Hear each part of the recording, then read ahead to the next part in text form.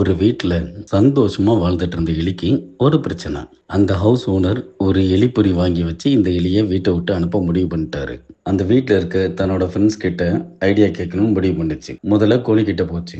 கோழி சொல்லுச்சு, நானே இன்னைக்கோ நாளைக்கோன்னு இருக்கேன். எப்போ நான் குழம்புல கொதிக்க போறேன்னு தெரியாது. தயவு செஞ்சு என்னை விட்டுரு. ஆடு சொல்லுச்சு, நானே போடுற புல்ல தின்னுட்டு புளிக்க போட்டுட்டு திரியிறேன். என்னை இதுல இழுக்காத. மாடு சொல்லுச்சு, கொடுக்குற புல்ல தின்னுட்டு பாலை கொடுத்துட்டு பேசாம படுத்து கிடக்குறேன். எனக்கு வீட்டுக்கு சம்மந்தம் இல்லை. குழம்பி போன எலி, ஆண்டவா பாத்துக்க அப்படின்னு சொல்லிட்டு படுத்துருச்சு. காலையில ஓனர் வந்தாங்க.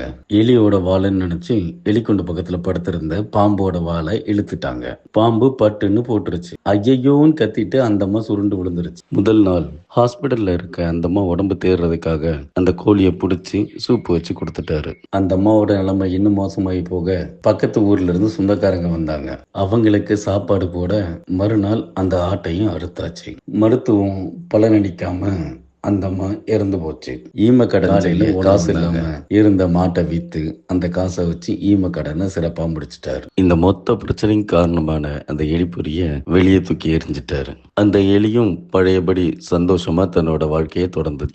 நீதி, யாருக்கோ பிரச்சனைன்னு நாம ஒதுங்கி இருந்தா சில சமயம் அதே பிரச்சனையில நாம மாட்டிக்கிறதுக்கும் வாய்ப்பு இருக்கு.